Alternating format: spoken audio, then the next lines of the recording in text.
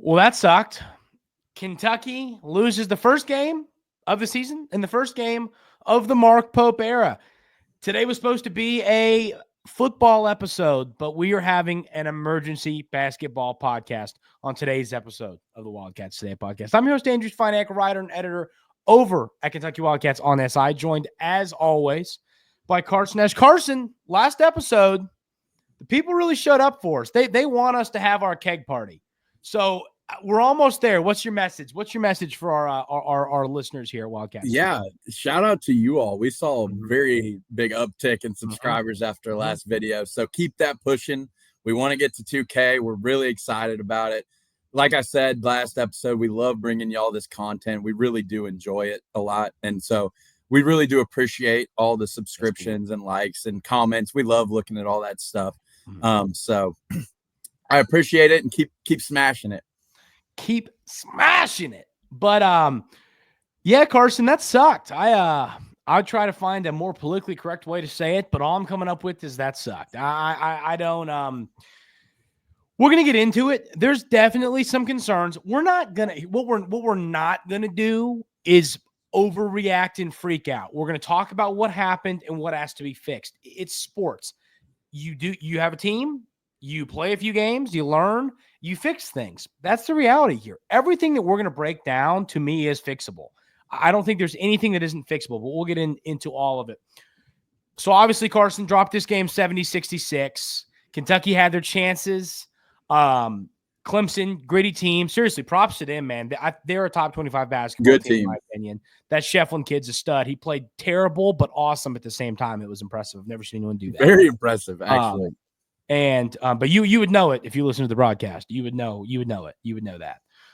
They wouldn't stop talking about him. No, they wouldn't. But seriously, kid, impressive. Impressed with Clemson. Not trying to take anything away from them at all. Great game, 100%. Good basketball team.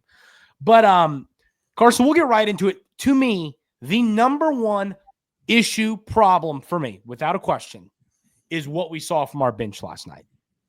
We only ran 9 players out there. We didn't see Colin Chandler. And, I mean, listen to the minutes, points, and plus minuses for our bench players, okay? So, Ainsley Almanor was the one guy. He gave you 12 minutes, 45 seconds. And, frankly, he was 1 of 4 from the field, 0 of 2 from 3. I think that he did a lot of things well, though, weirdly, for only scoring 2 points. His plus-minus was -1. Then you go to Kobe Brea, 1 of 3 from the field, 1 of 2 from 3. -15 for Brea, 3 total points. Then is where the issue comes. Brandon Garrison, 12 minutes, 12 seconds, 2 points, -20. And Kerr Kriisa, 21 minutes. We'll get into why he played 21 minutes. 0 of 4 from the field, 0 of 4 from 3 with a -21. And the scariest part about it, Carson, Kerr Kriisa has 0 assists in 21 minutes. Let's get into it. That is the blaring issue to me after this ball game, Carson. What are your thoughts on all that? Yeah, I mean, it just shows that our depth may not be exactly what we were hoping it would be. Yeah. Now it is just one game, and Kerr and Brandon have been playing well this season. So let's cool it on them for a little bit. Let's not be too hostile. Yeah. But it does seem that maybe when the game gets more physical, Kerr and BG can't play, right? Because you look at how good was Lamont. Lamont was a stud last night. Yes, he was. Amari made some mistakes, but he was really good defensively last night. Held Shefflin to horrible shooting. Like 2 of 31 from the field. Yeah, he looked like my player out there chucking up shots. So in my opinion, I think part of it was the way the game was called, the way the game was played. So I'm not necessarily saying Kerr and BG aren't good. I'm saying maybe this was the game script to where they shouldn't play as much, right? Yeah. I'm with you on that, on what you're saying there. I'll just tell you, it's funny. Amari, I don't understand what he was doing. The last 10 minutes of the game, he was like, oh, yeah, I'm 7 foot. I'm just going to drop it in the hoop. And I'm like, yeah, well, we could have done that the other 30 minutes of the game. But Kerr Kriisa is the one I want to highlight here. Carson, I don't get it. I've watched Kerr Kriisa play basketball for, this is his 4th season or 5th season. This is his 5th season. We've watched him play 4 seasons of college basketball. The dude's a monster. The dude is just, he just plays the game in that way that you go, oh man, we don't want to play this guy. Where is Kerr Kriisa? Even assists as a backup. I mean, that's all you really have to say. Where, but I here's the deal, Carson. I'm going to disagree with you a hair. I agree with you that Brandon Garrison's had a good season, top to bottom, not a great game yesterday. Kerr Kriisa, dude's shooting 25% from the field. Yeah. Dude's averaging 4 points. He's averaging 3.8 assists. That's great and everything. This is not the guy I thought we were getting. And I'm not trying to, crap on Kerr Kriisa. I'm saying we need Kerr Kriisa. That's what I'm saying. We need Kerr Kriisa. I don't know who this is, but this is not Kerr Kriisa. This is not the film we watched. This is not the guy we saw play at Arizona, West Virginia. I don't know who this guy is. Maybe it's systematic, and Carson, we'll talk about it, but we need Kerr Kriisa. Oh, dude, I'm in 100% agreement with you right there, because I thought and I've been kind of keeping an eye on him as well, because for me, I was thinking he was going to be my favorite player because I love a guy that gets under the opponent's skin. But his offensive struggles are definitely something to keep an eye on, because he is not, like you said, he's not the Arizona Kerr that we know, that we've seen. I mean, he's struggling from the field shooting wise. Now, I mean, he has made some plays passing and running the offense. I think it's a different look when he's in the game. He pushes the tempo a lot faster than Lamont does. But like you said, we need Kerr back. Like, we need the old school Kerr Kriisa back. And I think that's something we really need to look for in the future, because if you don't get some help out of that position, it could get rocky. And you could start to see maybe someone else getting extended time at the point guard role. I don't know. Maybe a switch. Maybe you start running someone else there. But you have to have a good backup, because look what happened. Lamont comes out of the game and they immediately go on a run. Like, it switches the game completely. The problem is when Lamont Butler. Now, I'm not saying, hey, Lamont, let's go pick up 2 stupid touch fouls. We'll get into some of the fouls he picked up in a little bit. I'm not saying, Lamont, let's go pick up 2 stupid touch fouls or in the game. That's not what I'm telling him to do. But his defense is a big part of our team. He's got to be able to play defense his way, and that might mean picking up a touch foul here or there. You'd like to avoid it, but sometimes that just comes to the territory of playing tough on-ball defense. So if he has to stop doing that because there's nobody behind him, if he gets in foul trouble, we're in trouble. And it's simple, because this is Kerr Kriisa. We've seen him do it. It's in there. Where the heck is it? We got to find it. That's what Kentucky needs right now, is Kerr Kriisa to come in and play 16 minutes a game of Kerr Kriisa basketball. And we're not getting it right now, and it's seriously affecting this basketball team, and you saw it on display last night. And that is a concern to me, Carson. I'm that right now is the number. Garrison, I believe that he can give you enough. I think Garrison will be fine. I think this was a weird game for Garrison. I mean, you have an undersized guy who's about 300 pounds and then a guy who's 8 feet tall. Like, it's two mismatches for Garrison. But I think he'll be fine. But the thing about Kriisa, I mean, you argue. I mean, he's had Plus, a couple of games. BG's a sophomore, so like that's different. Yes, exactly. So also, like Kerr's a 6-year senior. Like that should be Kerr should know that this is what I'm going into. It's a road game, road environment. It's going to be physical. Yeah, we probably aren't going to get all the calls that we would get at home. We got to grit out and tough out this win, but you don't see that, so it is concerning. And I mean, I heard a lot of people talking positively about the way Kerr played against Duke. I mean, the dude was 2 for 9. He had a couple big threes and big moments, sure, but he was 2 for 9 with no assists. I mean, I like the Kerr Kriisa that we saw against Bucknell, where he went 2 of 5 from the field and had 12 assists and 4 rebounds. That's the Kerr Kriisa. No, it's not even of course we want Kerr to be this great offensive player, but it's more about his efficiency while he's on the court. Yes. assist to turnover ratio efficiency, shot chart efficiency, all those sort of things. Because Kerr, everyone knows him for being a flashy player, but it's when you start making those flashy mistakes, is when it starts to hurt you. And ironically, I mean, the turnovers, he hasn't been turning the ball over that bad. No, I agree. You're right. Like, it hasn't been turnovers. It's just I've been upset with the shot selection. Yeah. I mean, some of the shots he took last night, it's some of those he's still moving or in the air. Oh, yeah. I feel like all of his 3-pointers, he's moving. Like, he should be able, and I feel like he also has an opportunity to set his feet before those shots. Yeah. And he just chooses not to.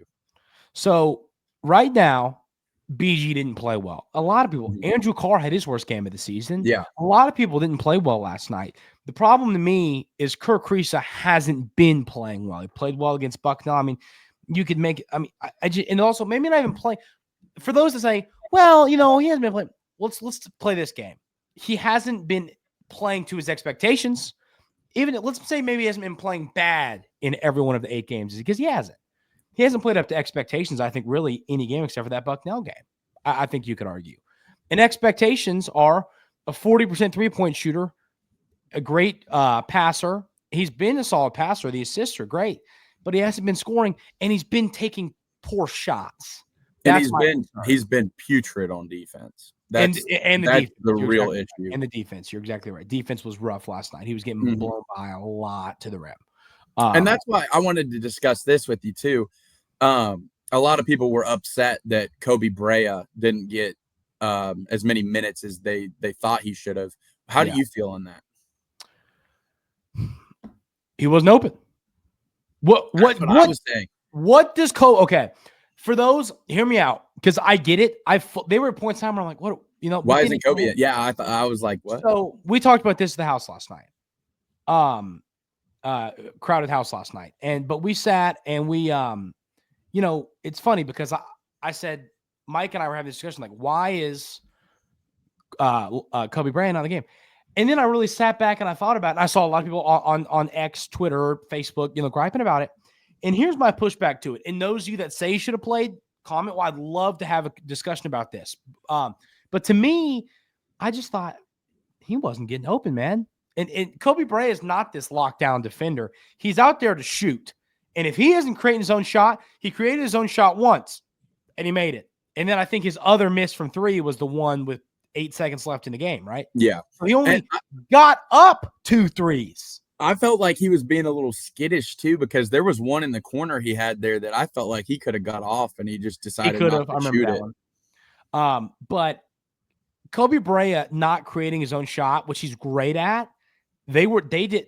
That's another credit to Clemson. They did a hell of a job slowing down Kobe Bryant. Hell of a job. And at that point, in my opinion, you can't play him because when he can't get open and can't shoot, he's just a defensive liability. That's my thing. Him and Kerr are both very well. Kobe's proven it for us, but they're both really good shooters. But when they're not hitting, it's hard to play them because they get beat on the defensive end a whole lot.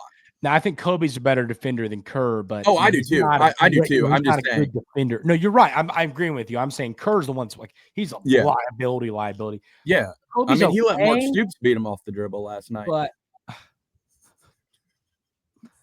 Zachary, we got it. We all got it. That's good. That's solid. So, okay, recollect. Thoughts here on my other thing with Brea. The only thing I would have done, I would have maybe – Shefflin's not a super tall guy, if I remember right. No, he's like 6'8". Yeah, he's about 6'8", 6'9", right there. Mm-hmm. Why not? And then what was the other kid's name? Victor Lacken. Yeah, that kid. Mm-hmm. And he's tall. He's a 7-foot, right? 6'11", they list him. So here's what I'm saying. Carr can guard 6'10", 6'11". Oh, yeah. Now, if you run into the Florida kid that's 7'9", I'd maybe put Mario Williams out there. But what I'm saying is that kid won't be able to get up and down the court 5 times. Yeah, but an inch or two, Carr's fine. So there were a few points I would have maybe ran Carr at the 5. And I know he played bad last night. I would have maybe done the Carr at the 5 thing so that you can get Jackson, Kobe, Ortega, and Lamont all in the game at once, I still would like to see more of that lineup. I think that I would be too. our The only killer problem with lineup that, in that my Kentucky opinion, had last year. the only problem with that, in my opinion, is they were playing so physical, and the officials were not calling fouls. Sure. It seemed, and so when you have that lineup on the court, and they're just going to go big. I mean, they're just going to if you go that lineup, they're going to go big, and at that point, it's going to be hard to guard because Shefflin's going to be able to expose whoever he's on. He was 4-20. I can't get over that.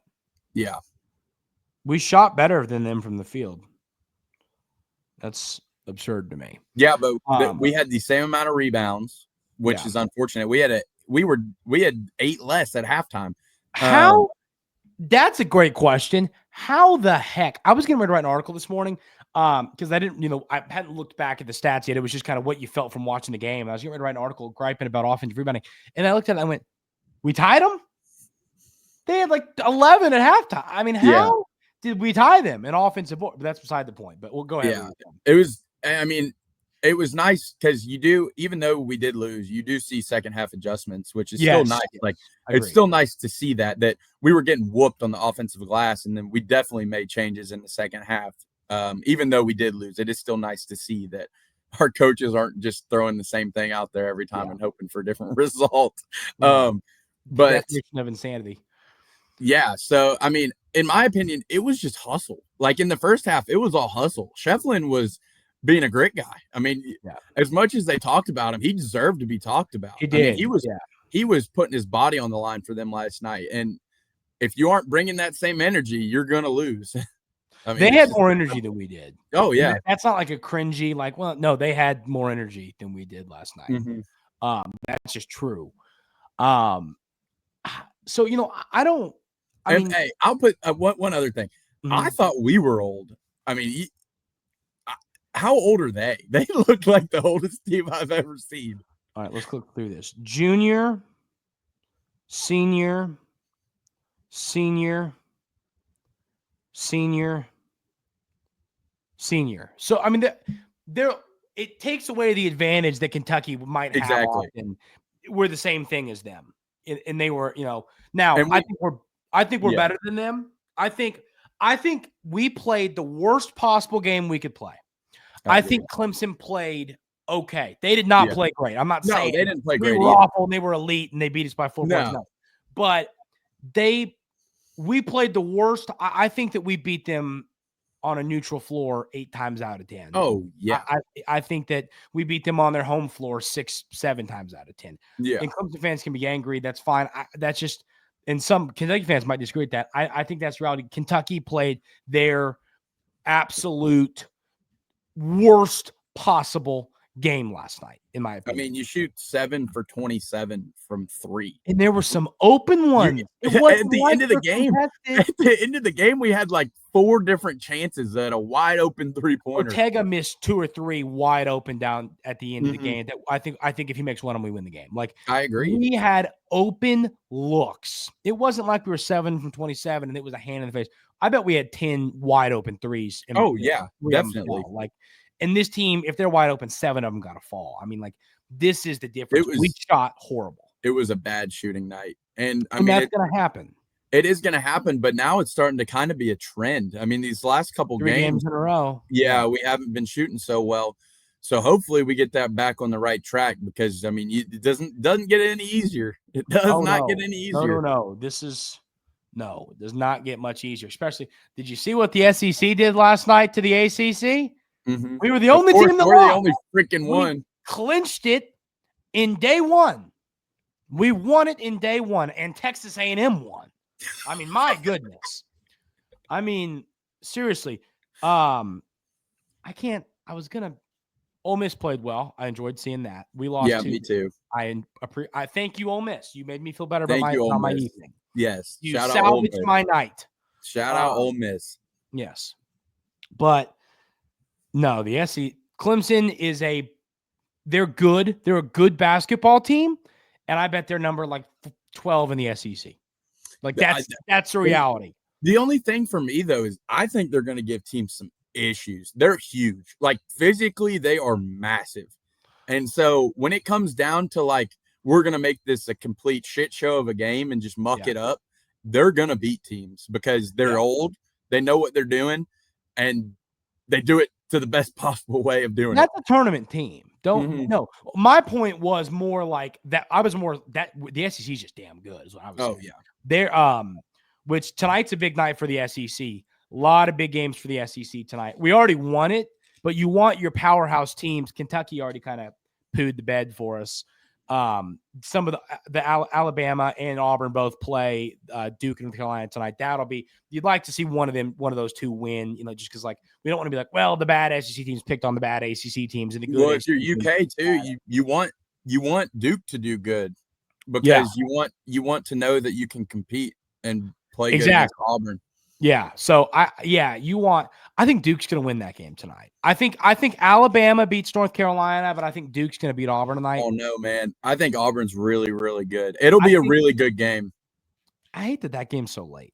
I do too. What is with why am I staying up till 10 o'clock on a Tuesday night to watch a road game at Lil Jon Stadium where it's filled up with 1,000 people? Yeah. And this game's at 9:15. That Auburn game's at 9:15. I bet your tips at like 9:30. Like I got to get my sleep. I got work tomorrow. Yeah.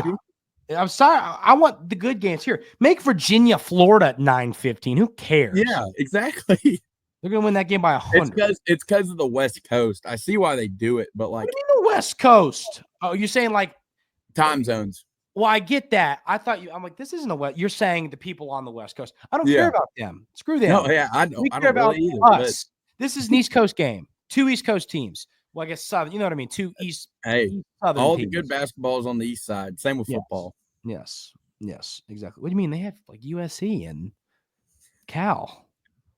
The only basketball program on the West side worth anything is UCLA, but that was all in the prehistoric age where they paid for players anyway. Yeah, precisely. So, I mean, Carson, other thoughts on, we talked about the bench guys, stuff like that's got to be cleaned up. Anything from the starters that you're concerned about? Anything else you want cleaned up? What other thoughts do you have from this game other than our reserve guys not playing well? I do want to pick on Lamont Butler because he played sensational. I thought if it wasn't for the injury and wasn't for some iffy foul calls, I think he could have won us that game, in my opinion. But shout out to Lamont because he played remarkably. Like he really did his thing. Yeah, I'm gonna shut my mouth on him. Keep shooting, dude. I was worried about the threes. They're starting to. I'm all in on Lamont Butler. Just whatever you want to do it. He's so good, man. Lamont Butler has the Andrew Stefaniak green light officially for 3. Keep it shooting. So yes, do what you want, young buck. But so does Amari Williams. So I don't know how much that means. Carr didn't play well, which is funny because Carr historically has just dominated Clemson. So it was kind of weird. He didn't have his best game. And it's basketball, ladies and gentlemen. People are going to play bad. Andrew Carr played bad last night. He knows that. He's a great basketball player. He's going to be okay. And the other thing I want to remind everybody here, and when I say that, I'm basically looking in a mirror and telling myself the same thing. This is college basketball. This is not old-time SEC football where if you lose one game, no national championship, none of that. Not how this works. We lost a game where we played terrible against a solid basketball team in a rowdy environment by 4 points. We're a solid basketball team. Now, Carson, and we talked about this on the phone, and I kind of weirdly, something hit me on Monday, Carson, when you and I were doing our Monday show. And I kind of was sitting here and I was going, we're number 4? Like, why? And if people are going to be angry, hear me out what I'm saying. You're going to be angry when I say this. I already know that, but just hear me out. And I kind of explained this a little bit on Monday, but I was just like, okay, we beat Duke, who I think is overrated, personally. I think they're overrated now. I think they'll figure it out, but you get it. You get what I'm saying there. I think that people are over crediting Duke for what they are right now, is what I would say. Yeah, it's called the Cooper flag hype. It's fair, precisely. And then on top of that, you beat a bunch of nobody teams in Rupp Arena by 30 points. Okay. Well, I'd say Lipscomb and WKU are both tournament teams. Yeah, I mean, I that's true, but here's the deal. But I My mean, opinion to on be fair, tournament they're like teams, 15 seeds. So like, yeah, I mean, you're right. my opinion on tournament teams is like that's a Cinderella stuff. They might Yeah, play yeah, well yeah, in yeah. March. Right now, I don't care as much about it. But you're right. You're right. They are both tournament teams. But the point is, there's a lot of teams that have played some hefty schedules. I mean, a lot of, I mean, like even, and I'm not just saying like playing top teams, just some teams that have played some more solid opponents or Yeah. solid environments than we have. Kentucky just hadn't played that schedule yet. I think Kentucky is one of the better teams in college basketball. I think we're a top 15 team. Number 4, I think that's just that was a little steep, and we all bought into it. I bought into it. I'm not saying that I've been saying this all week or all for no. I just think we've got more to figure out. We're not playing our best basketball right now. We're not shooting the ball necessarily well. Everyone's still figuring out their roles. People are going to be angry about this, what I'm saying, and I get that. That's fair, but I think that's relevant. Carson, do you agree or disagree with what I'm saying? Oh, I agree, but I was going to make one more point. I think we were underestimating a little bit the fact of playing in a big road environment. And it's not to say that they haven't done it. It's to say that they haven't done it with Kentucky across their chest. There's a big difference. You can go into a raucous environment with Oklahoma as Otega Oweh and play Kansas, but you're Oklahoma. Like it's a they're big there difference. For their team. They're not there for you. And I know people exactly. So now that they're there for Kentucky, it's a total different ballgame. Because I thought we came out and we weren't very fired. Like we were a little skittish at the beginning of the game. And so I was like, oh, maybe they are a little nervous being on the road. And so I think we may have underestimated that a little bit too. Yeah. But it's good to get punched in the mouth, in my opinion. It pisses you off. So I think a loss here isn't the worst thing in the world, in my opinion. I really want to go 1-1 this week, Carson. Yeah, I really want to beat Gonzaga. If you beat Gonzaga, you're right in the same place where you were. Yeah. I just kind of wanted to bank this win and then go into Gonzaga going, okay, well, we picked up a quad 1 game, we dropped a quad 1 game if we lost to Gonzaga. I wanted Gonzaga to be house money too. I hate going into this game feeling like you need it, but that's reality. And let's see what this team does with your back against the wall a little bit. And here's the thing: Gonzaga's not going to play you like they did. They're not going to play you physical. They're going to run up and down with you. Yeah. So if this is the game to get hot, I mean, if you're going to get some good looks from 3, you're going to be able to get in your groove. So it just comes down to how much you want it at that point. Yeah, I'm fully with you. I am frustrated by the loss, ladies and gentlemen. I think we all are. There's no question there. But I mean, it's college basketball. We're going to lose to a lot this year. I'm going to break something to you. We're going to lose to a lot worse team than Clemson at some point. It's just going to happen. That's just going to be the reality. It's college basketball. I don't think that's a rocket science. I don't know about a lot. It'll take a lot for a bad team to beat us. How surprised would you be if we went and lost to Vanderbilt and Nashville? You're saying that couldn't happen. I'm just telling you, it's college basketball. We'll drop a game like that, and that's just part of it. And that's just, but you also gave a bad situation because that'll be a home game. Okay. Well, what about at Missouri and Columbia? The team that didn't win a conference game last year? Hey, they just beat. They just beat Cal. Pipe down. Yeah, that's my bad. All kidding aside, though, they were down 35-51 at half and won that game. Because when I saw that we were 5-0, I'm like, but Missouri was down like 29. And I'm like, oh, man, good for Missouri, man. But I'm just saying, I think we'll lose a game, a worse game. No, that's fair. I think it's college basketball. Playing on the road in the SEC, I don't care who you're playing, you're always in danger. And you're always Kentucky. And those are the factors. So you go and you lose to Mark Stoops last night. I mean, well, gosh almighty. But we're gonna win some big games too. What? We're gonna win some big games too. We're gonna win some games maybe we shouldn't win. Mm-hmm. That's what I'm saying. And here's the thing: you lose to Clemson on Tuesday. If you go and beat Gonzaga on Saturday, no one really cares at all about Clemson. Yeah. I mean, we're officially. Your remaining tough games in non-conference play are Ohio State, Louisville, and Gonzaga. If you go 3-0 or 2-1 in those games and leave non-conference play with 2 losses, I'm completely cool with that. Yeah. 2 losses non-conference play. You lose 5-6 games in SEC play. You leave it with 8 or 7 losses, 7, 8 or 9 losses heading in tournament. I think we're a 4 or a 5 seed. That's better than what we've done the past couple of years. So loss sucks. Let's go win on Saturday. It was annoying. It was very annoying to watch them because it felt like the court. Gosh darn it, we had so many opportunities to win that darn game. It really irked me. Because we did. We had a lot of chances to win that one, and we just couldn't get her done. Do we even need to gripe on officiating at this point? I don't think we do this. I was frustrated. You were frustrated. We'll leave it at that. People will say we're whining, so we'll just leave it alone. Yeah. But that's my take on it, ladies and gentlemen. It sucked. It was a bad loss. I hate that loss because we played our worst game. We were right there in the end. And it stunk. But I'm not worried about this team. I think maybe we're the 14th best team in college basketball, not the 4th. But I'm not worried about this team when it comes to long-term expectations and goals. Not at all. Yeah, you might be the 14th best team now, but you, like we said on Monday, look at how many opportunities you have, right? 16 more quad 1 games after that one. So it's all about building. I like the adjustments. So, I mean, everything is fine. I just think we played really poorly. I'm not too concerned about it. Played bad. It's going to happen. Happens all the time. You know, teams play bad. Happened to us. Look at Louisville last night. Yeah, that was rough. But no kidding.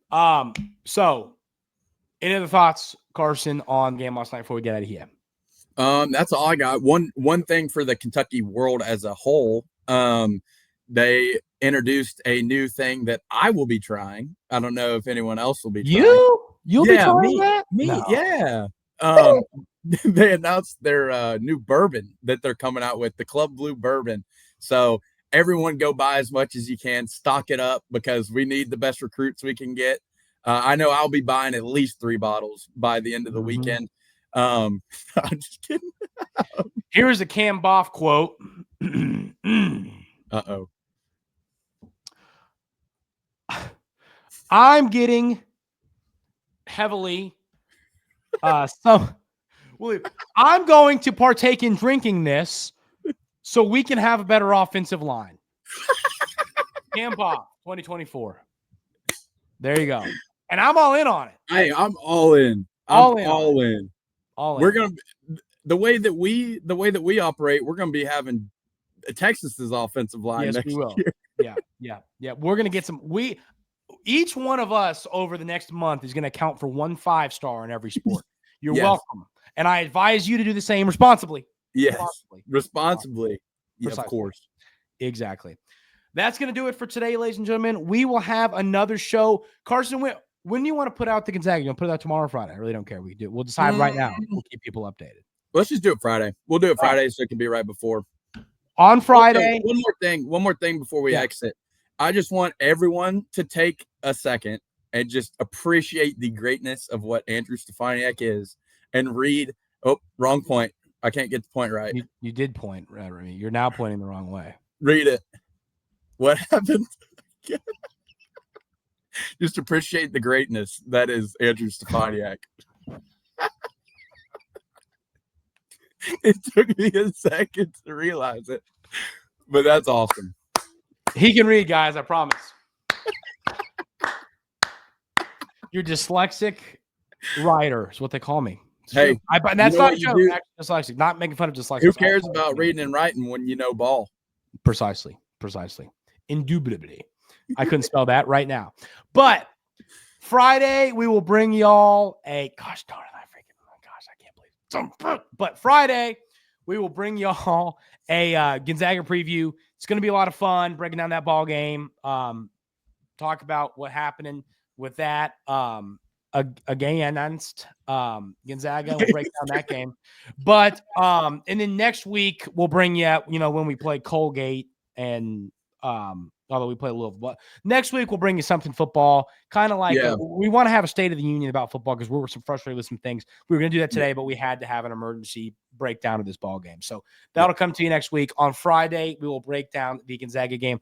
I hope everyone has a great rest of their day today, and we'll see you on Friday right here at the Wildcats Today Podcast.